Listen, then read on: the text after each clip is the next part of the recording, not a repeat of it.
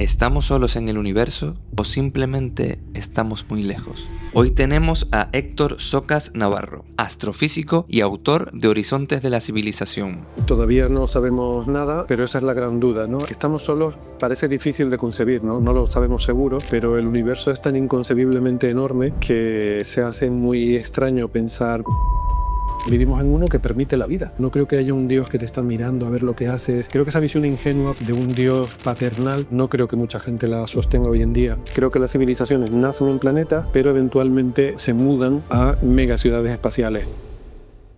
Héctor, un placer estar aquí. Gracias por invitarme. Un placer es mío.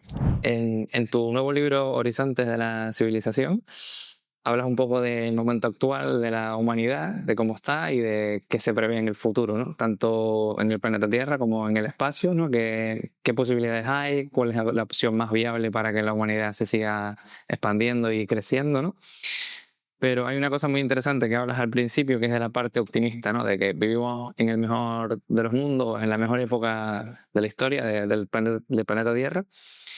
Pero sin embargo, si abres las redes sociales, la televisión, la prensa, etcétera, solo vas a ver noticias malas, ¿no? Que estamos en guerra, en conflictos, cada vez vamos a peor, etcétera. Pero tú en el libro mencionas diferentes motivos por los que justificas esa opinión de que vamos a mejor y que estamos en el mejor momento, ¿no? Si puedes empezar mencionando un poco o justificando esta opinión de que estamos en el mejor momento ahora mismo. Sí, es verdad que hay una percepción negativa, pesimista de todo lo que nos rodea, que vamos a peor. Hay problemas, conflictos, situaciones que no deberían estarse dando y eso nos lleva a adoptar una perspectiva un poco oscura, ¿no? de lo que está pasando en el mundo. Pero creo que, fíjate, una cosa que con la edad me he dado cuenta es que cuando yo estudiaba me daba mucha pereza estudiar historia, por ejemplo, ¿no? Era una asignatura que no me gustaba mucho y con el tiempo he ido descubriendo que probablemente es una de las asignaturas más importantes que deberíamos estudiar, porque realmente la falta de perspectiva histórica es una de las razones que nos llevan a esa sensación, ¿no? O sea, es verdad que el mundo actual es imperfecto, pero es que si miramos cómo éramos hace apenas nada, hace décadas, siglos, las cosas eran mucho peor. Entonces, no se trata aquí de decir que es comparar por lo bajo, ¿no? Sino de tener la perspectiva para darnos cuenta de que aunque aún no estamos donde querríamos, donde deberíamos, venimos de muy atrás, hemos hecho enormes progresos, ¿no? Y también es verdad que luego hay fluctuaciones, hay altibajos. O sea, a lo mejor este año es peor que hace 3 o 4 años, o que hace 10 años, a lo mejor. Pero dentro de esos pequeños altibajos hay una tendencia general a mejorar que es muy clara y muy patente en cualquier, al mirar los datos, las estadísticas, sobre todo mirando las cosas importantes. O sea, la pobreza extrema, cuánta gente, qué porcentaje de la población hoy en día vive en pobreza extrema. Las muertes violentas. Hoy podemos pensar que hay muchas guerras, pero no, realmente es muy poco comparado con lo que ha habido históricamente. O sea que si miramos un poco objetivamente cómo ha sido el progreso de las últimas décadas, siglos, milenios, hemos ido claramente a mejor. Hace siglos estábamos quemando brujas, nos preguntábamos, ponía yo el ejemplo en el libro, si había debate sobre si los nativos americanos eran realmente personas, si tenían alma y por lo tanto tenían que tener derechos.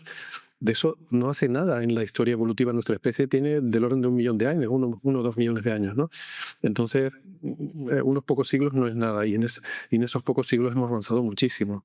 Así que, y luego también hay otra cosa, que es que hoy en día la información nos llega sobre todo a través de medios de comunicación y a través de contenidos en redes sociales.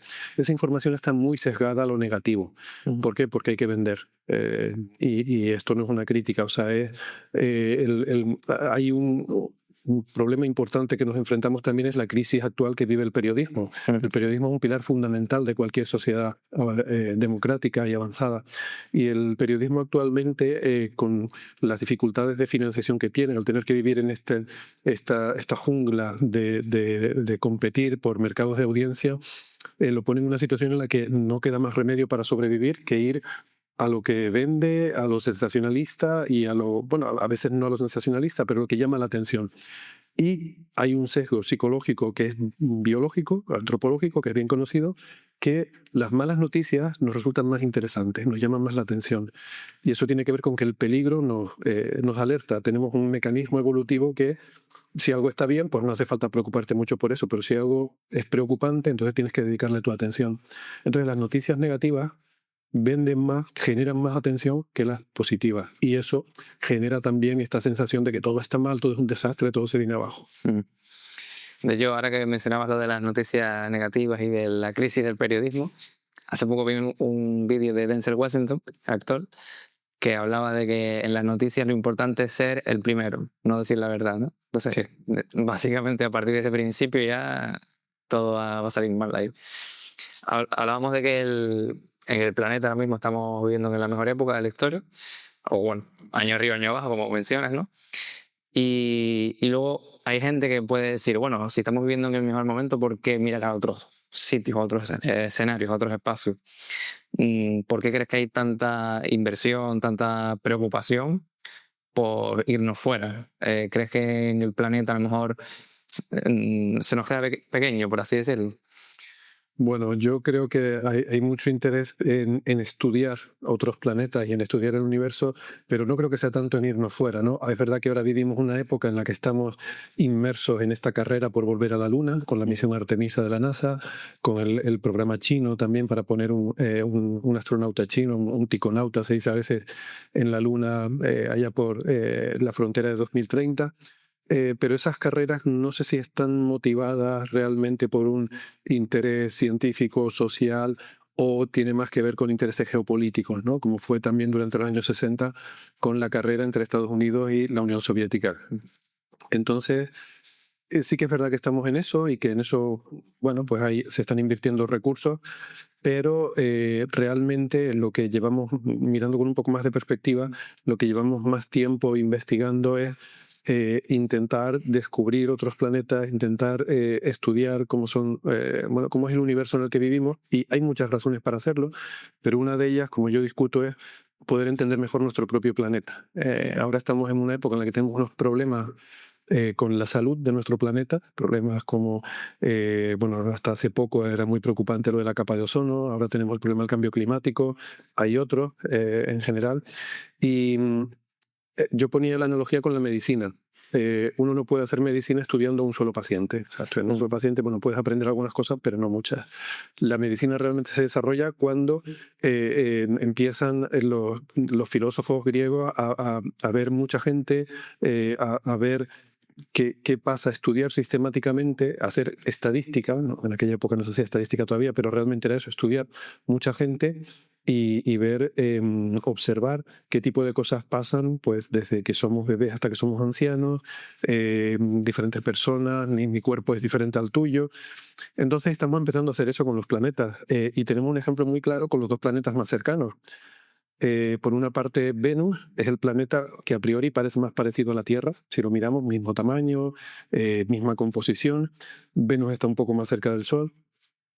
Sin embargo, la Tierra es un paraíso para la vida y Venus es un infierno. Tiene la superficie más caliente de todo el sistema solar, a 400 grados de temperatura. En Venus, en la superficie se funde el plomo. Llueve ácido sulfúrico. O sea, aquello es terrible, es un infierno. Y la razón por la que eso ocurre es porque Venus tiene un efecto invernadero disparado. Y eso es relativamente reciente, de los últimos 1.000 millones de años. Hasta hace 1.000 millones de años, Venus parece ser, lo que estamos aprendiendo ahora, esto es bastante reciente, parece que era un mundo muy habitable, que incluso tenía océanos, grandes océanos de agua líquida. Y todo eso se perdió, parece ser que por un episodio de enorme actividad volcánica que lanzó enormes cantidades de CO2 a la atmósfera y generó un efecto invernadero brutal. Y luego en el otro extremo tenemos a Marte, que está muy cerca de nosotros también, y es un planeta parecido pero más pequeño que la Tierra. Marte al principio era habitable, probablemente incluso más que la Tierra en los primeros cientos de millones de años. Pero a Marte le pasó una cosa, que es que perdió su campo magnético muy rápido y entonces quedó desprotegido frente a las tormentas solares. Y el Sol era muy violento también al principio del sistema solar. Esas tormentas solares le arrancaron la atmósfera.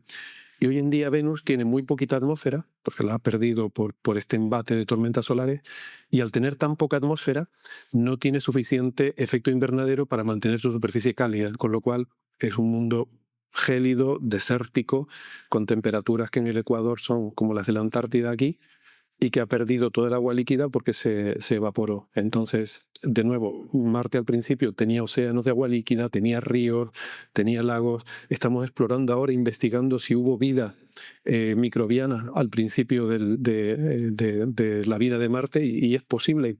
Hay algunos indicios que podrían corresponder a vida microbiana hace 3.500 millones de años, pero tenemos esos dos casos extremos. En Marte, demasiado poco efecto invernadero, inhabitable. Venus, demasiado efecto invernadero, inhabitable. Entonces, son dos ejemplos de qué puede pasar con efectos invernaderos llevados a los extremos. De esta forma, hoy en día conocemos ya 4.000 planetas en otras estrellas, podemos aprender qué les pasa a los planetas. Los planetas no son siempre iguales, la Tierra ahora es muy diferente a hace 3.000 millones de años. Los planetas evolucionan, tienen una vida, tienen cambios. Es importante entender qué le pasa a los planetas para saber qué le puede pasar a la Tierra. Entonces podemos predecir, ¿no?, con esos efectos invernaderos de diferentes planetas qué nos pasaría a nosotros. Hay diferentes programas, por así decirlo, para llevar al ser humano, ya no tanto como mencionabas para establecerse y vivir y expandir la humanidad, etcétera, pero se habla de la Luna, se habla de Marte, y tú mencionas en el libro una opción que a mí me parece también muy interesante, y que la ciencia ficción también ha habido varias películas, etcétera, que lo ha aprovechado, que son los cilindros estos de O'Neill, ¿no? Si lo puedes explicar. Sí, desde mediados del siglo XX, en esta, bueno, la gente imaginando, ¿no?, cómo podría ser pues que la humanidad se pueda expandir por el espacio, porque al final, como seres humanos, también siempre hemos querido ir más allá y explorar y expandirnos a otros hábitats. Pues se ha imaginado cómo podría ser esa expansión. Y o sea, la mayor parte de las ideas de ciencia ficción, o incluso ideas de propuestas más serias de que el ser humano viva, no estamos hablando de ir a explorar, sino de vivir, de establecer colonias, pues siempre piensan en otros planetas. Ir a Marte, por ejemplo, es lo más sencillo, porque Marte es el planeta más habitable a día de hoy, o menos hostil para el ser humano. Siempre hemos tenido esa idea de ir a otro planeta, porque nosotros vivimos en un planeta, pero a mí me parece que esa idea se antoja muy improbable que ocurra nunca, porque la Tierra es nuestro hogar, es la cuna en la que nació la humanidad, y hemos evolucionado durante cientos de millones de años, todos los animales de la Tierra, para vivir en este entorno. Cualquier cambio, pequeño cambio arriba o abajo en cualquier parámetro, lo hace imposible de habitar. De hecho, a ver, la Tierra realmente, gran parte de la Tierra no es habitable. O sea, yo no sé cómo hay gente de Noruega o Suecia, o sea, esos sitios no son habitables. Sí. Pero bueno, la tecnología permite que tengamos calefacción y que podamos vivir en esos sitios tan inhóspitos, ¿no? Pues de la misma forma, a lo mejor se podría plantear vivir en otros planetas, pero es tan difícil, tan costoso. A mí me parece mucho más viable vivir en ciudades espaciales. Creo que las civilizaciones avanzadas no viven en planetas. Creo que la vida nace en los planetas porque es donde es más fácil que surja la vida, pero una civilización muy avanzada que necesite expandirse vivirá en ciudades espaciales, porque es más sencillo que te puedes construir un ecosistema realmente a tu gusto, digamos, compatible con tu biología, y es muy difícil encontrar un planeta que tenga exactamente esas características. No conocemos ningún planeta a día de hoy en el que la especie humana pueda vivir, pero ni de lejos, digamos, sin estar con soporte vital. Mientras que en ciudades espaciales sí podríamos construir artificialmente ese hábitat benévolo para la humanidad. Podríamos llevar nuestras plantas, animales, lo que sea, y crear ahí una especie de ecosistema artificial que tendrá solo lo que nosotros queramos que tenga. Entonces, esa idea me parece muy atractiva. Creo que las civilizaciones nacen en planetas, pero eventualmente se mudan a megaciudades espaciales. Además, los planetas son peligrosos. En los planetas pueden pasar cosas terribles. Puede caer un meteorito. La vida en la Tierra casi se extinguió hace 66 millones de años por un meteorito muy grande de 15 kilómetros que cayó cerca de la península del Yucatán, que fue la que provocó la extinción de los dinosaurios no aviares, ¿no? Y que cambió todo el ecosistema de la Tierra y que posibilitó que nuestros antepasados pudieran prosperar. Pero durante 2 años murieron hasta las plantas. O sea, durante 2 años no había plantas ni animales en este planeta y solo pudo resistir la vida porque había semillas y que luego pudieron volver a germinar y eso hizo que, bueno, que la vida pudiera de alguna forma resurgir. Entonces este tipo de catástrofes planetarias pasan. Luego también hay cambios climáticos brutales. A lo largo de la historia de la Tierra ha habido grandes cambios, ¿no? Hace cerca de entre 1.500 y 2.000 millones de años hubo lo que se llama la gran oxidación, cuando las incipientes cianobacterias y todo un ecosistema microscópico, de repente no había oxígeno en aquella época y de repente aparecieron estos microorganismos que producían oxígeno en su metabolismo y contaminaron toda la atmósfera de oxígeno y prácticamente aniquilaron toda la vida que había en aquella época, permitiendo luego el desarrollo de otra vida que vino después, que se basaba en el oxígeno. Entonces, estos cambios en las biosferas planetarias tienen lugar también y pueden ser catastróficos. O un supervolcán, o una estrella cercana que explote como supernova. O sea, hay peligros a los que un planeta está expuesto que podrían aniquilar toda la vida, ¿no? Entonces, una ciudad espacial es mucho más segura.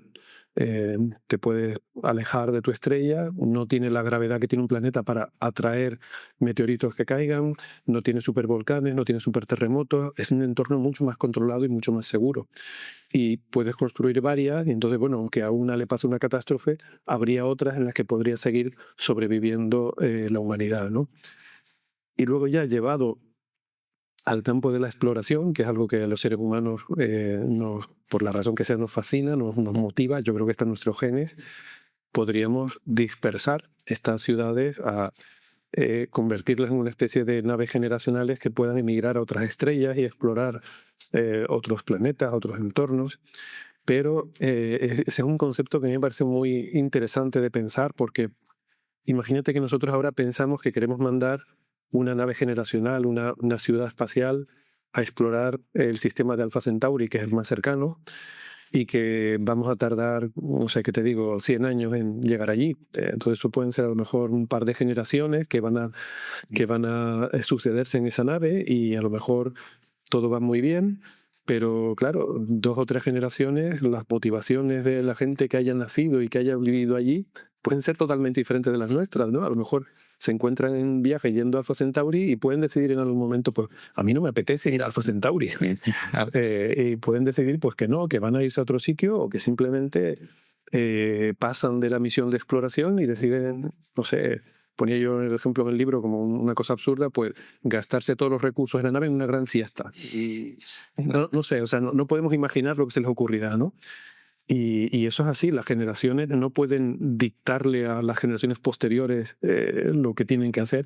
Entonces sería muy interesante pensar en, no sé, qué les pasaría por la cabeza a seres humanos que hayan nacido y sean, igual que uno nace en un país y se siente identificado con ese país, si naces en una gran nave espacial, en una ciudad flotante, ¿cómo sería tu identidad? ¿Cómo sería tu sentido de pertenencia? ¿Cuáles serían tus motivaciones? ¿Qué querrías hacer con tu vida? ¿No? Eso me parece que es un tema que está muy poco explorado. Sí, sí, total. A mí me parece la opción también más viable, ¿no? Más factible, a priori a nivel teórico, ¿no? Pero luego en la práctica, también te quería preguntar si esto se está estudiando a nivel, si hay aunque sea una prueba piloto, vamos a intentar hacer algo parecido, porque hasta ahora todos los astronautas que han ido al espacio, por ejemplo, el tema de la gravedad, ¿no? No tienen gravedad como aquí. En este caso, en estas ciudades espaciales, sí entiendo que habría una gravedad como la de aquí, ¿no? Sí. Básicamente, así como preguntas, lo básico, ¿no? La gravedad, los recursos, con qué recursos nos alimentaríamos, etcétera.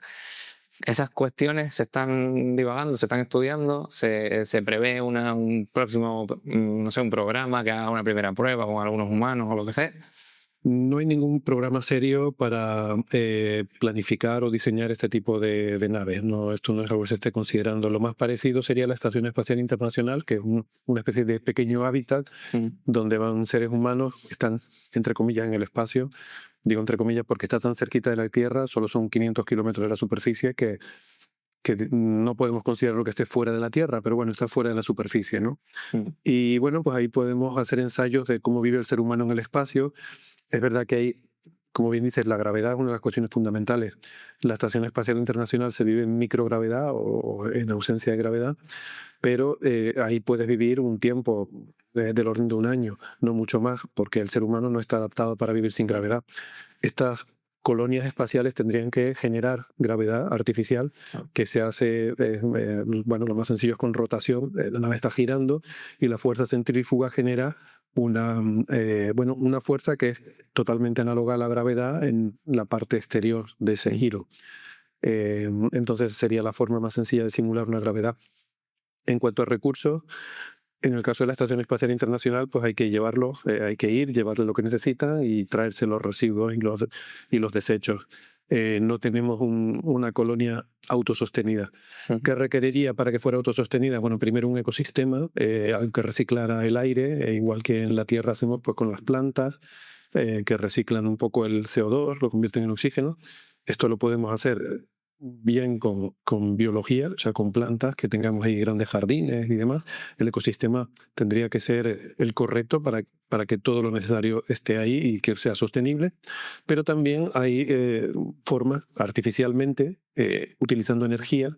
Si uno tiene energía, uno puede replicar estos procesos para tener la composición atmosférica que se desean, para filtrar lo que no se quiera tener. Y al final lo importante es la energía, ese es el recurso fundamental. Entonces la energía se puede obtener o bien del sol o bien de fuentes como yo creo que ahora mismo el gran desarrollo que está teniendo lugar y que para mí está muy infravalorado y es muy poco conocido para la importancia que tiene, es el desarrollo de la fusión nuclear como forma de energía, que es claramente la energía del futuro. O sea, es la fuente que nos sacará del estado en el que vivimos ahora de pobreza energética, que estamos ahí peleándonos por petróleo y con todas estas tonterías que estamos viendo en el mundo. La fusión nos llevará a una época de opulencia energética donde ya la energía será abundante y no tendremos ni que... Bueno, será un recurso, como decir hoy en día, pues el aire que respiramos, ¿no? Que nadie se plantea cuánto cuesta el aire porque está por todas partes y no hay que comprarlo. La fusión yo creo que será la energía que alimente estas ciudades del futuro. Es una energía limpia, segura y prácticamente inagotable. Así que teniendo energía y teniendo un ecosistema bueno, en realidad ni siquiera hace falta un ecosistema, es más una necesidad psicológica, pero teniendo energía todos los demás recursos se pueden gestionar artificialmente. Cuando hablamos de estos temas de que la humanidad, por ejemplo, se expanda en el espacio, yo lo veo ya más como, bueno, como les pasó ahora a los del proyecto Artemisa, ¿no? Que cuando se ven desde esa distancia es como una diferencia de raza, de culturas, etcétera. Somos uno, ¿no? Somos una humanidad. Pues en este caso igual, ¿no? Yo me imagino a la humanidad yéndose y me lo imagino como un proyecto de humanidad, no de Estados Unidos o China o Rusia. ¿Tú crees que cuando llegue ese momento, si es que llega, se hará desde una perspectiva humanitaria, desde la especie como tal, o va a ir Estados Unidos en su carrera y Rusia por lo otro y China así? Sí, yo creo que estos proyectos al final son proyectos de la humanidad. Es decir, que yo creo que el nacionalismo es un efecto de falta de perspectiva. El pensar que los que hemos nacido en un sitio somos diferentes, somos mejores, somos más chachis que los que han nacido en otro. Esa es una noción para mí que es miope, es de estar muy centrado en lo tuyo y no levantar la mirada, ¿no? Cuando tú levantas la mirada, cuando quieres una perspectiva más amplia, te das cuenta de lo iguales que somos todos los seres humanos, prácticamente iguales. Todo lo que nos hace parecidos es muchísimo, infinitamente mayor que lo que nos hace diferentes. Y por otra parte, también estos proyectos son de muy gran escala, ¿no? Entonces, pensar en el espacio genera lo que se llama perspectiva cósmica. Esto pasa con los astronautas, pasa con los astrofísicos, pasa con la gente que busca vida extraterrestre, por ejemplo. Y ahí, o sea, hay cosas muy curiosas, ¿no? Sabemos que cuando hubo la carrera espacial entre Unión Soviética y Estados Unidos en la década de los 60, eran programas que tenían una motivación muy política, aunque la NASA es una organización civil, había mucho, en el caso de la Unión Soviética era muy militar, en el caso de Estados Unidos, aunque fuera una organización civil, los astronautas eran pilotos militares, o sea, había un trasfondo militar ahí muy, y claro, todo aquello eran programas muy casi de competencia geopolítica entre países. Sin embargo, los astronautas tenían una especie de hermanamiento que contrastaba mucho con el ambiente de tensión geopolítica de la época. Y es porque los astronautas se ven, o ellos tienen esta perspectiva, han estado en el espacio, saben los peligros que hay, las dificultades que hay. Entonces, por ejemplo, finalmente el primero en llegar a la Luna fue una tripulación de Estados Unidos, fue Neil Armstrong el primer astronauta en posarse. Por el lado soviético hubiera sido Alexei Leonov, era el que hubiera sido el Neil Armstrong de Estados Unidos si ellos hubieran llegado a la Luna primero. Y Leonov habla, lo cuenta en entrevistas, ¿no?, sobre estas teorías de la conspiración, de que nunca llegaron, la NASA nunca llegó a la Luna y tal. Él dice que, bueno, que son tonterías, que ellos saben perfectamente que llegaron porque estaban siguiendo las misiones, y que él recuerda que en 1969, cuando el Apolo 11, ellos estaban en una base, todos juntos, los astronautas soviéticos con, bueno, el resto del personal de la base, estaban siguiendo el desarrollo de la misión Apolo 11, pues con sus medios, con sus radares y con la información que contaban, y que aunque pareciera lo contrario, ellos, los astronautas, estaban como deseando que funcionara todo perfectamente. Que todo fuera bien, sí. Porque dicen, es que nosotros entendíamos lo que estaban pasando, el peligro a que estaban sometidos, y para nosotros era una emoción porque eran como nuestros colegas. Entonces, claro, nosotros hubiéramos querido ser los primeros, pero siendo algo que no dependía de nosotros, pues estábamos como si, bueno, si yo no lo consigo, por lo menos que mis amigos lo hagan, ¿no? O sea, había ese hermanamiento entre ellos. Y también otro desarrollo de mucha competitividad entre Estados Unidos y Unión Soviética fue el periodo de la era dorada de SETI, en la búsqueda de inteligencia extraterrestre en los años 70 y 80. Hubo muchos desarrollos en Estados Unidos y en la Unión Soviética que se intentaban mantener separados, pero los científicos colaboraban entre ellos, ¿no? Incluso a veces hacían tretas para burlar un poco la censura que podía haber en un lado, para que se pudieran conocer los trabajos de un lado en el otro y tal. Se organizaban congresos conjuntos. Entonces, una de las grandes ventajas para mí de la exploración espacial, ya sea humana o astrofísica, es que nos da esa perspectiva, nos permite pensar en nosotros como seres humanos. Cuando estás pensando en biologías extraterrestres, realmente una persona no sé, de China, de la India o de Sudamérica, o un europeo, somos lo mismo, somos exactamente lo mismo, no tenemos ninguna diferencia, y eso creo que es algo muy importante que la ciencia puede transmitir a la sociedad. No solo es el conocimiento, sino algunas formas de pensar. Hablando de vida extraterrestre, ¿no?, que creo que a todo el mundo le fascina esta parte, a mí me surge una pregunta, ¿no?, que es la de ¿estamos solos o estamos lejos?, ¿no? Esa divagación entre si estamos solos o estamos lejos. ¿Se sabe algo desde la parte de la astrofísica y de todo el estudio del espacio sobre esta parte? Todavía no sabemos nada, pero esa es la gran duda, ¿no? Que estamos solos parece difícil de concebir, ¿no? No lo sabemos seguro, pero el universo es tan inconcebiblemente enorme que se hace muy extraño pensar, porque tampoco es que la Tierra sea algo tan especial. Y de hecho, si consiguiéramos, por eso es muy importante la exploración en Marte ahora mismo, si consiguiéramos encontrar que en Marte hubo vida al principio, que hubo las condiciones, y pudiera ser que en Marte llegara a surgir la vida, aunque luego se haya extinguido, eso indicaría que no es que la Tierra sea especial, sino que ya tendríamos un 2 de 2. O sea, en dos sitios donde había las condiciones surgió la vida. Entonces eso querría decir que la vida es abundante en el universo, ¿no? Entonces la cuestión es, como dices tú, o estamos lejos. Es posible que estemos lejos. Ahora mismo vivimos en una época de mucho optimismo con lo que se llama la astrobiología, porque empezamos a tener telescopios con capacidad de analizar las atmósferas de planetas lejanos. Bueno, lejanos hasta cierto punto, ¿no? Lejanos, pero dentro de nuestro vecindario galáctico cercano. Entonces, con esos telescopios podemos analizar esas atmósferas y quizás podamos detectar biomarcadores, que son huellas que dejan la vida en la atmósfera de un planeta. Por ejemplo, la atmósfera de la Tierra, si alguien la observara con telescopios como los que estamos construyendo ahora desde 20 años luz de distancia, podría detectar que en nuestra atmósfera hay una combinación de gases que es peculiar, que es rara, que son, en nuestra atmósfera hay al mismo tiempo dióxido de carbono, CO2, hay oxígeno y hay vapor de agua.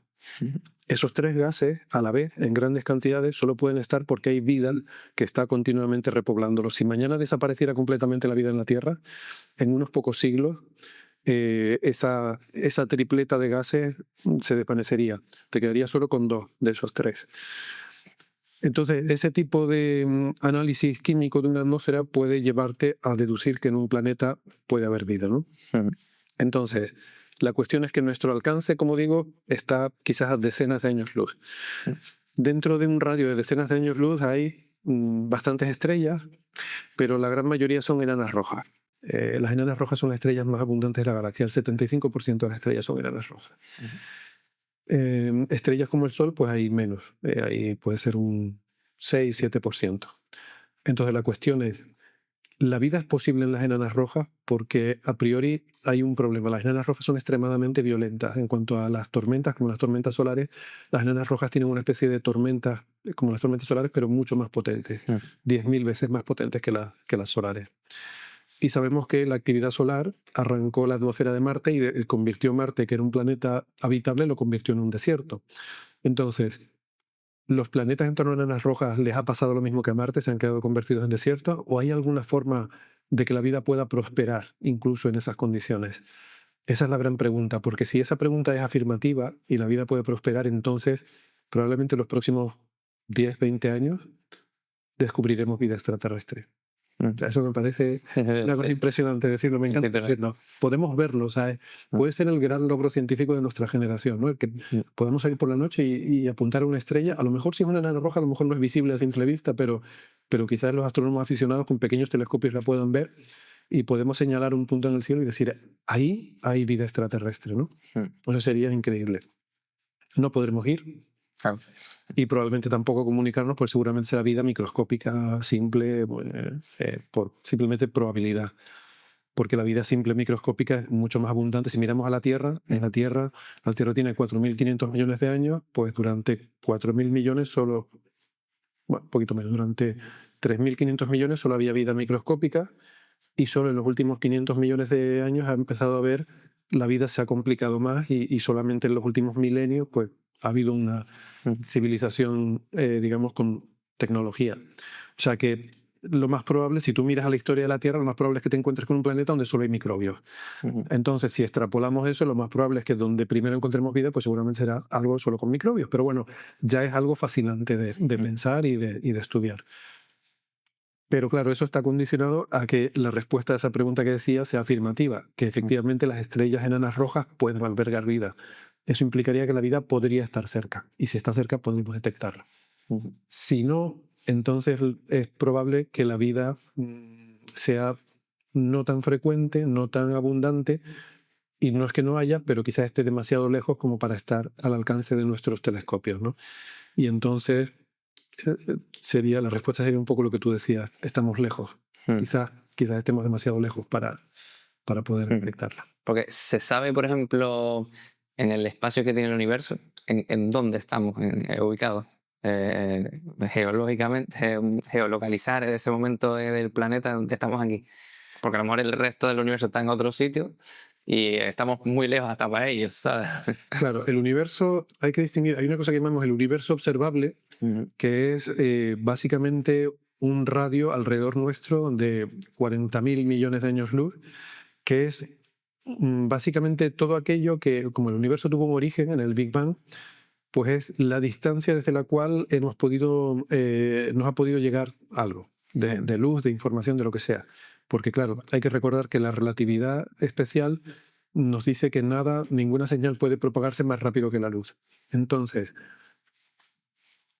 puede haber algo más allá de ese universo observable, más lejos que ese universo observable, podría ser, pero Es como si, para nosotros, como si no existiera porque no ha podido llegarnos nada, ni luz ni nada. Entonces, una propiedad que sí tiene el universo que observamos es que es muy homogéneo. Todo es universo observable. El universo es, bueno, esto es un principio de la cosmología, pero también es algo que observamos a gran escala, cuando te vas a escalas más grandes que las galaxias. O sea, nosotros somos un planeta que da vuelta en torno a una estrella. Esa estrella está en una galaxia que tiene 200.000 millones de estrellas. Y luego esa galaxia está en un grupo en el que hay otras galaxias, que es el grupo local. Y luego ese grupo local está dentro de un cúmulo, a su vez, de más galaxias. Vale. Pues ya si te vas yendo más lejos que eso, más allá de los cúmulos de galaxias, te vas a distancias de cientos de millones de años luz. A partir de ahí, el universo parece que es todo lo mismo. Es como un mar y nosotros somos una burbuja de espuma. Nuestra galaxia sería una gotita de agua en ese mar. Entonces, el mar es todo igual, todo lo que vemos por todas partes. Ahora, si te vas a lo microscópico, pues dentro pues como digo, en la punta de una ola hay un filo de espuma y dentro de esa espuma hay una burbujita y esa burbujita es nuestra galaxia y dentro está nuestro Sol. Entonces, por eso digo que no hay nada que parezca particularmente especial en nuestro lugar en el cosmos. Tú te puedes ir muy lejos, a cientos de millones de años luz, y habrá otra galaxia como la nuestra, que tendrá cientos de miles de millones de estrellas como la nuestra. Muchas de esas estrellas son como el Sol, y algunas tendrán planetas como la Tierra. Es decir, que ahí no será exactamente igual, porque eso es prácticamente imposible probabilísticamente, pero en cuanto a sus parámetros a gran escala, estrellas del tamaño del Sol, con la temperatura del Sol, planetas a la distancia de la Tierra, con la composición química de la Tierra, todo eso lo vas a tener. El universo es como muy homogéneo. Entonces, claro, por eso digo que se antoja muy improbable que seamos la única gotita en ese mar donde de repente apareció la vida. ¿Por qué? No. Pero, claro, otra cosa es que habiendo tanta variedad en el universo y siendo tan enorme, que la distancia al planeta habitado más cercano sea accesible a nuestros telescopios, que todavía es pequeña comparado con la vastitud de... Pensemos en la galaxia. Sí, sí. No, incluso si se sabe, o bueno, si hay vida a cientos de millones de años luz, incluso vida inteligente, para nosotros llegar ahí, no llegar como civilización, sino para mirar allí, ya sea telescopios o naves espaciales, cuando lleguemos, eso ya a lo mejor ya se extinguieron, ¿no? Y voy al revés igual. Totalmente. Piensa que simplemente enviar señales de radio, algo que esté a 100 millones de años luz, tú puedes mandar una señal, tardará 100 millones de años en llegarles. Ellos no responderán y tardará otros 100 millones de años en llegar. O sea que desde que mandemos una señal hasta que tengamos respuesta pasarán 200 millones de años. Lo más probable es que la raza humana ya no exista dentro de 200 millones de años. Pues eso ya... yo espero que se responda a esa pregunta mientras esté vivo, ¿no? Por lo menos que haya vida extraterrestre, que se confirme, ya sea a nivel microscópico o vida inteligente, que esa es otra. Yo creo, fíjate, que encontrar vida inteligente a nivel de podernos comunicar creo que es muy difícil. Pero sí tengo más esperanza en que en algún momento encontremos restos de civilizaciones perdidas, extinguidas, porque el pasado es mucho más largo que el presente. Entonces, coincidir al mismo tiempo con otras civilizaciones es improbable. Pero a lo largo de la historia, nuestra galaxia tiene 10.000 millones de años. Entonces es posible que a una distancia cercana al alcance de nuestros telescopios a lo mejor no hay una civilización actual, porque es muy improbable y tal, pero el pasado es tan largo que sí que es posible a lo mejor que haya restos, vestigios tecnológicos y que podamos hacer una especie de arqueología espacial y encontrar artefactos que quedan de civilizaciones ya extinguidas hace 1.000 millones de años. Esa idea me fascina mucho.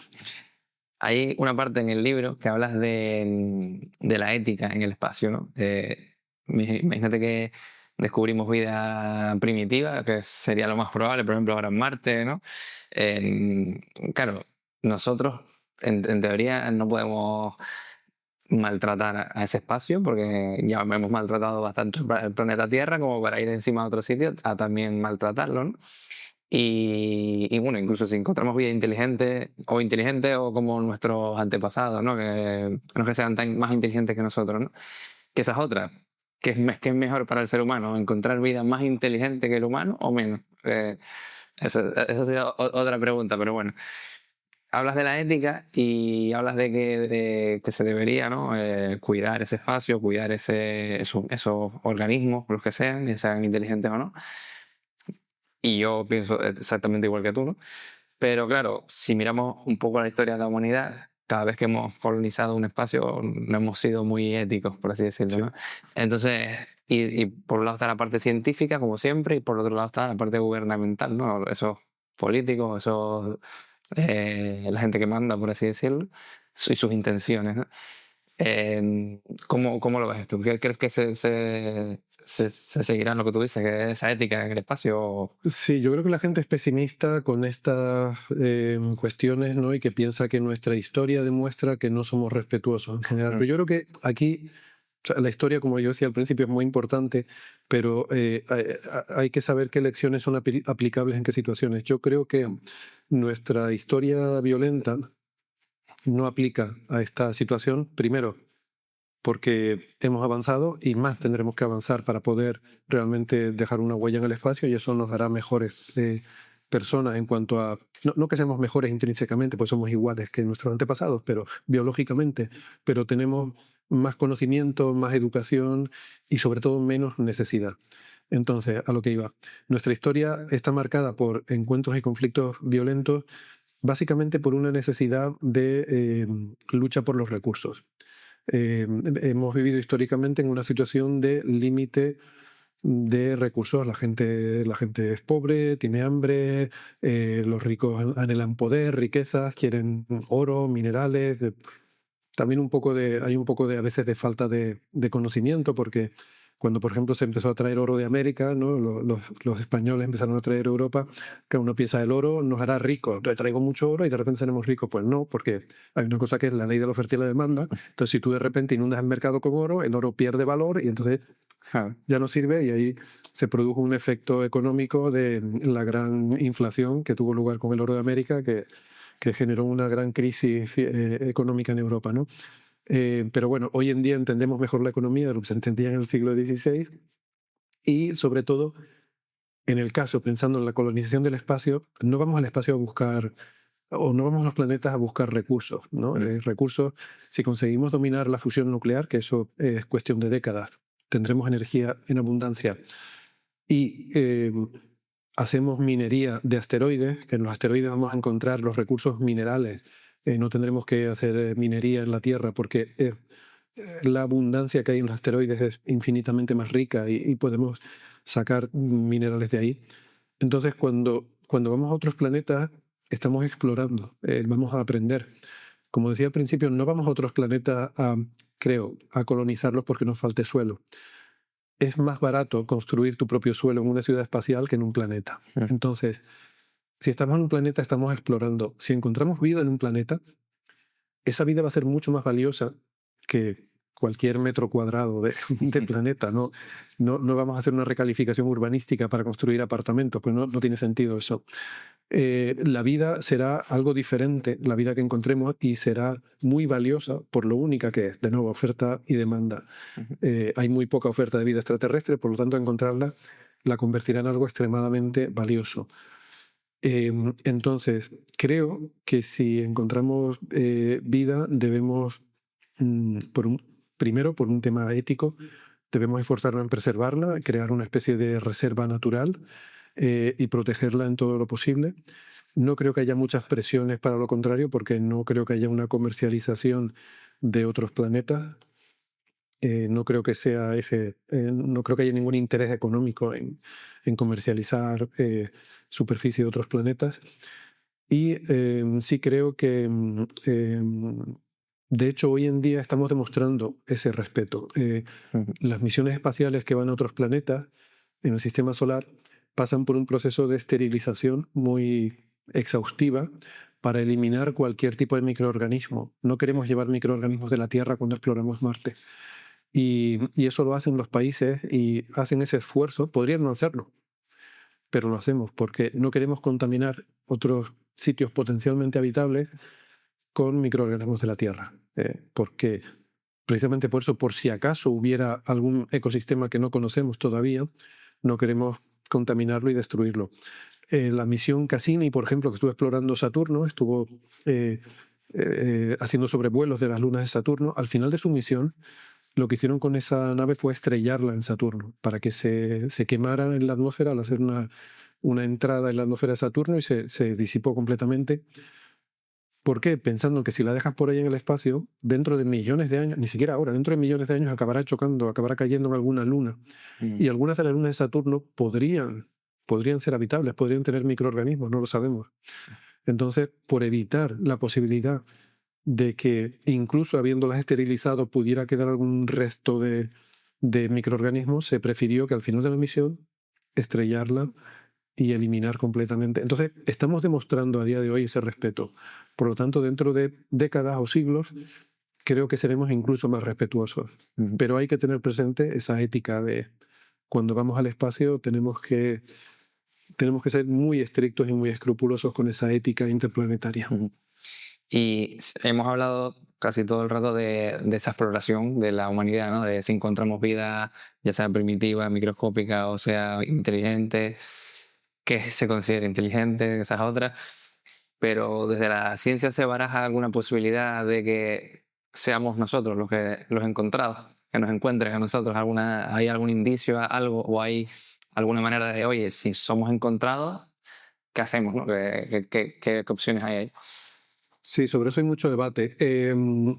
Pero sí parece claro que hay una cosa que yo llamé la relación del equilibrio tecnológico, que el primer contacto entre dos civilizaciones tiene que ser entre una civilización relativamente poco avanzada y otra más avanzada.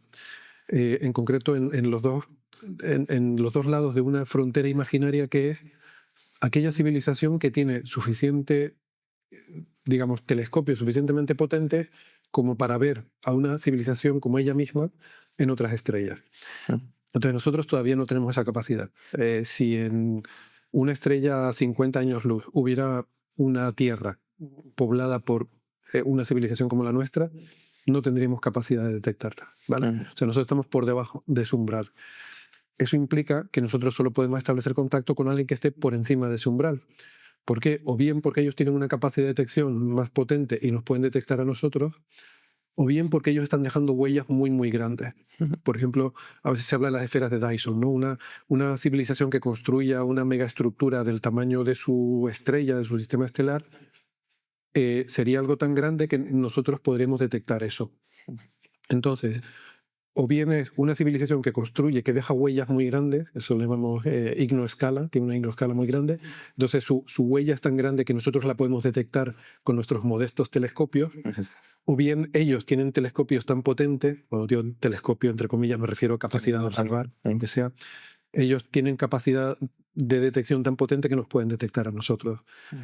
Si somos dos civilizaciones que las dos estamos por debajo de ese listón, no podemos vernos porque ni creamos huellas tan grandes ni tenemos telescopios tan potentes como para vernos, ¿no? Así que ese primer contacto probablemente sería con una civilización más avanzada. Y deberíamos preocuparnos, bueno, ahí es donde hay debate, ¿no? Hay gente que piensa que eso sería peligroso por la historia, lo que nos demuestra la historia, pero yo creo que no. Yo creo que, como decía, las lecciones de la historia están basadas en lucha por recursos, en competir. Nosotros no competimos con una civilización avanzada. No hay nada que... De hecho, si miran las películas de ciencia ficción o las historias de conflictos entre civilizaciones, hay historias muy buenas, pero siempre el punto flojo, cuando yo las analizo desde el punto de vista de plausibilidad científica, el punto flojo es encontrar una motivación. ¿Qué puede motivar a alguien a venir desde distancias interestelares? Que eso siempre es difícil. La gente dice, no, si la tecnología es muy avanzada, pueden aparecer ovnis. No. Hay un límite que es el de la velocidad de la luz, que es un límite físico. No importa la tecnología que tengas, nadie lo puede superar. Eso significa que el viaje interestelar siempre es costoso. Tú puedes ir a cualquier sitio muy lejano si tienes tecnología muy avanzada, pero no puedes volver al mundo el mundo que dejaste, porque el tiempo que habrá transcurrido habrá pasado mucho tiempo en tu viaje de ida y vuelta. Entonces, unas criaturas que vengan desde muy lejos van a sacrificar un montón de tiempo en su mundo, o sea que realmente implica un sacrificio. Vale. Entonces, ¿qué recurso hay en la Tierra que puedan venir a buscar, a intentar robarnos, a matarnos por ese recurso? No hay nada. En algunas, por ejemplo, la primera de las... la primera historia de conflicto entre civilizaciones es La Guerra de los Mundos, de H.G. Wells, que es maravillosa, me encanta. La motivación que tienen los marcianos para atacar la Tierra es por nuestra agua. Bueno, pero Marte no necesita venir a la Tierra por agua. El sistema solar, el agua es lo más abundante que hay hacia el exterior del sistema solar. Los cometas, los cuerpos helados, las lunas de los planetas gigantes tienen muchísima agua, mucho más accesible de la que tienes en la Tierra, ¿no? Así que no tienes necesidad de venir a buscar agua. No hay recursos minerales, no hay oro, platino. En los asteroides, tendrás asteroides cerca de donde vives. Hay muchos sitios a los que tendrías que ir. Realmente, la razón por la que la Tierra puede ser interesante es porque estamos nosotros. Por comunicar con otra especie inteligente, eso sería lo más interesante, ¿no? Como si de repente los biólogos descubrieran una isla en el Pacífico en la que hay un tipo de mono nuevo. O sea, pensar que vamos ahí a, no sé, a matar a los monos para quedarnos con, ¿qué te digo yo? Una playa. Una playa, no tiene mucho sentido. Probablemente iríamos a estudiar esos monos y a intentar, pues no sé, aprender algo de ellos, ¿no? Entonces creo que yo creo que el contacto sería a distancia, sería de comunicación más que de visita, y creo que no hay ninguna motivación para un conflicto interestelar. No se me ocurre ninguna razón. Siempre que cuando miramos al universo y no entendemos algo, a lo largo de la historia siempre se le ha atribuido a dioses o Dios o lo que sea, ¿no? Hay una parte en el libro que se lo dedicas a la religión, me parece interesante. Porque ciencia y religión parece que están como enfrentadas, pero muchos científicos a lo largo de la historia se han considerado religiosos o cuando están en su época más al final de su vida, es como hay varios que mencionan, he estado toda mi vida estudiando el universo y como no entiendo ciertas cosas, pues se lo atribuyo a una fuerza superior, llámalo Dios, llámalo lo que sea, ¿no? Y mencionas el concepto del Dios de los vacíos, ¿no? Si lo puedes explicar un poco como en qué consiste. Sí, hay, a ver, creo que era Juan Maldacena, es uno de los físicos más brillantes de nuestro tiempo, ¿no? Es muy reconocido internacionalmente y él es muy profundamente religioso. Entonces, a él le preguntan a veces y no tiene ningún rubor en hablar de su fe. Y él le suele preguntar eso, si es compatible ser un científico con ser una persona religiosa. Él dice que sí, que es perfectamente compatible, pero que hay que tener una visión amplia de lo que es lo uno y de lo que es lo otro. Entonces, es cierto que se puede compatibilizar ciencia y religión, en mi opinión. Esto es debatible todo. Sí, sí. En mi opinión se puede compatibilizar, pero hay competencias que tienen que estar asignadas a lo uno o a lo otro. Entonces, las religiones antiguas, sobre todo las de culturas antiguas que no han desarrollado un conocimiento tan profundo del mundo como tenemos nosotros, comienzan atribuyendo a una fuerza superior lo que pasa en su entorno, ¿no? Si había una tormenta y caía un rayo, era Zeus el que lanzaba ese rayo. Si truena, eso es la voz de un dios que está enfadado, ¿no? Ahora, cuando estás en una tormenta y oyes truenos y relámpagos y ves caer rayos y no sabes lo que es aquello, pues evidentemente asusta mucho y supongo que la primera reacción de cualquier ser humano es arrodillarse y decir, por favor, no sé qué he hecho mal, pero perdóname, ¿no? Entonces, ese es un concepto de religión que es el intentar explicar aquello que no entendemos de la naturaleza. Ahí, ¿qué pasa? Que el avance del conocimiento sí que nos ha ido diciendo, no, bueno, ahora entendemos por qué hay tormentas, por qué se producen relámpagos, rayos, tal. Vamos avanzando en ese conocimiento y eso lo que hace es que de alguna forma empuja, aleja a los dioses o a Dios de nuestra vida cotidiana. Lo va llevando un poco más lejos. La ciencia, o sea, plantear la ciencia como una alternativa a la religión, yo creo que es un error también, porque quizás ingenuamente podemos empezar a hacer ciencia como un intento de entender el mundo y podemos aspirar a que eso nos dé una respuesta última al porqué de todo.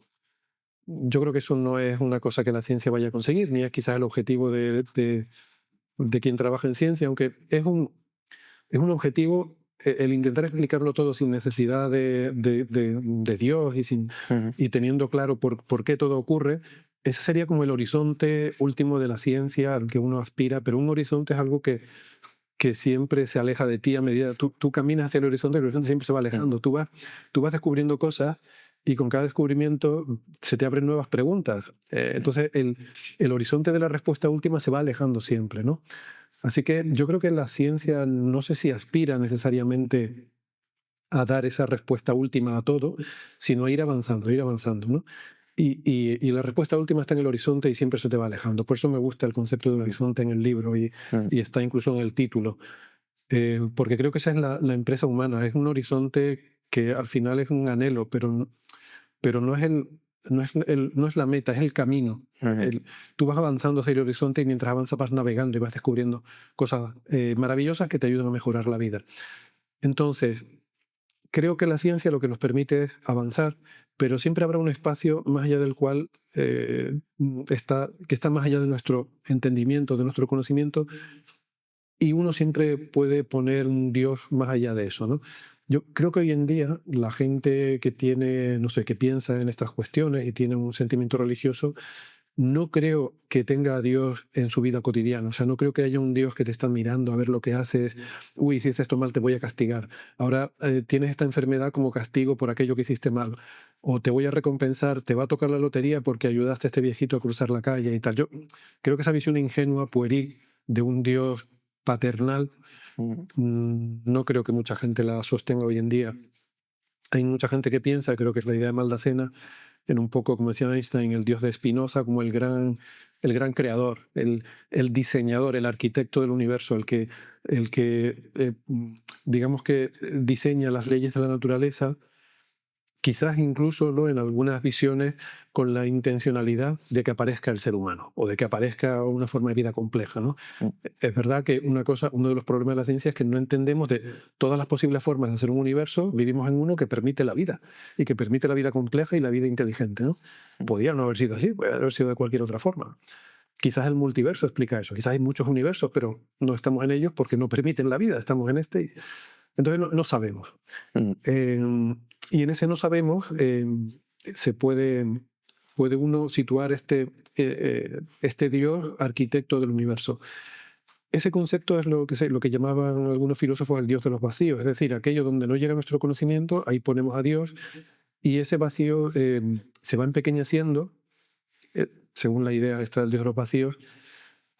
Pero claro, para mí ese vacío es un infinito. Entonces un infinito nunca se empequeñece. Lo que sí es verdad es que se aleja de nosotros. Y yo creo que independientemente de lo que uno piense o lo que uno sienta al respecto de la presencia de un creador, una cosa muy buena que se ha hecho la ciencia es que nos ha liberado. Es decir, al separar a Dios de nuestra vida cotidiana, primero nos quita esa ansiedad de sentirnos controlados en todo momento, de sentirnos vigilados, de tener que... O sea, creo que el ser humano tiene que tener una ética natural para construir la ciudad en la que queremos vivir, también porque nuestra propia biología ya nos impone qué cosas están bien, qué cosas están mal, simplemente porque si no, como especie, no existiríamos, nos habríamos matado unos a otros si no tuviéramos ciertas normas básicas que tenemos en nuestros instintos, ¿no? De convivencia, del bien y del mal. Entonces, la existencia de un Dios que está más allá de nuestra vida cotidiana no solo nos libera, sino que también nos libera de las estructuras de poder que a lo largo de la historia hemos visto cómo, claro, la religión puede ser algo tan poderoso. El hecho de que claro, nadie te puede amenazar con un castigo mayor que la condenación eterna, ni ofrecerte una recompensa mayor que la salvación eterna, ni explicarte mayor satisfacción que explicarte el mundo en términos simples y darte unas normas por las que guiarte. Entonces es algo tan poderoso que quienes controlan eso han generado a lo largo de la historia en diferentes civilizaciones una estructura de poder que ha literalmente esclavizado a millones de personas. Entonces la ciencia nos ha permitido liberarnos de todo eso. Yo creo que cada vez es más débil el poder de la religión estructurada, independientemente del sentimiento, que creo que debe ser libre. Yo, en mi opinión personal, creo que ese sentimiento deriva de una de una cuestión antropológica, pero claro, eso no lo sabemos, no lo podemos saber. Yo no sé si Dios existe o no. Tengo mis propias ideas, pero cada uno puede tener las suyas, que es lo importante, y lo importante es que se pueda hacer en libertad y sin ese sometimiento al que te imponen algunas personas que siempre se aprovechan de, o sea, en cualquier situación en la que pueda haber digamos, una situación de poder, va a haber personas con la capacidad y la falta de escrúpulos para aprovechar ese poder e imponérselo a los demás, ¿no? Y creo que de eso nos ha librado la ciencia, además de muchas otras cosas, pero creo que esa es una de las grandes contribuciones de la ciencia. ¿Y crees que, por ejemplo, obviamente son dos comparaciones que no están al mismo nivel, pero quizás desde la ciencia este porcentaje que se llama como cientificismo, ¿no? Esos fanáticos de la ciencia que pueden estar volviendo a hacer ese tipo de dogma, ¿no? De lo que no pase por el ojo de la ciencia, lo rechazo, lo ridiculizo, etcétera. ¿Crees que hay como una parte ahí como de otra vez volver a ese porcentaje de fanatismo, ¿no? Científico que puede volver a repetir ese dogmatismo parecido al que ha tenido la religión? Sí, yo creo que, vamos a ver, la gente, al final la gente es gente, ¿no? Y siempre digo que a veces creo que la gran división a lo mejor no es en gente de un bando y gente de otro, sino dentro de cada bando cuál es tu actitud como persona con las cosas. Entonces, esto me pasa también en los conflictos, ¿no? A veces hay conflictos o incluso en nuestra sociedad que está tan polarizada, de izquierda, derecha, no sé qué. A veces pienso que como que los extremos se tocan y que veo muchas similitudes entre gente que está en trincheras opuestas de cualquier debate que se ha encarnizado más allá de lo que es razonable, que me parece que son muy parecidas, las personas que están en los extremos de esos bandos, y también me parecen muy parecidas las personas que están en la zona más moderada de esos bandos, ¿no? Y a veces pienso que simplemente es que has caído en un sitio o en otro, pero si hubieras caído en la otra trinchera, pues serías o si eres de los radicales en una trinchera, pues me parece que simplemente por circunstancias caíste ahí, pero si hubieras caído en la otra trinchera, serías de los radicales de la otra trinchera, ¿no? Porque creo que eso va más con el carácter humano. Y eso sí me parece que es una de las cosas que debemos domar. O sea, creo que eso está en nuestros instintos, la agresividad, que se puede manifestar de muchas formas. La agresividad puede ser violenta, pero también hay agresividad de imponer ideas.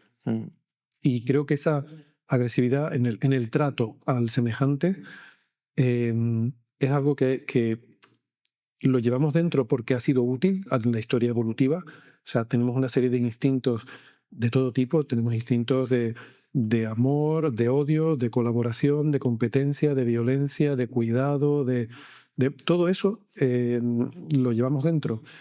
Y todo eso ha sido útil en algún momento. Esa agresividad también habrá sido útil en algún momento para poder sobrevivir como especie, ¿no? Pero el mundo va cambiando y el mundo cambia más rápido de lo que nuestros genes pueden cambiar. Y sobre todo ahora que ya no hay selección natural. Entonces, el mundo actual, hay algunos de esos instintos que han quedado obsoletos, que ya no son útiles y que son incluso un detrimento para nuestro avance, nuestro progreso y nuestro bienestar, ¿no? Entonces, creo que tenemos que, como seres inteligentes, calibrar y aprender a domesticar algunos de esos instintos que llevamos dentro. Entonces, esa agresividad la tenemos, es innata, pero debemos aprender a domesticarlo. Pues Héctor, un placer. Damos por finalizada aquí la entrevista. Hay algunas cosas que se nos han quedado en el tintero, pero bueno, no da tiempo a todo. Y nada, simplemente un placer. Dejaremos en la descripción de la entrevista el enlace a tu libro, Horizontes de la Civilización. Y nada, espero que a la gente le parezca interesante y yo creo que sí. Muchas gracias, he disfrutado esta conversación. Un placer.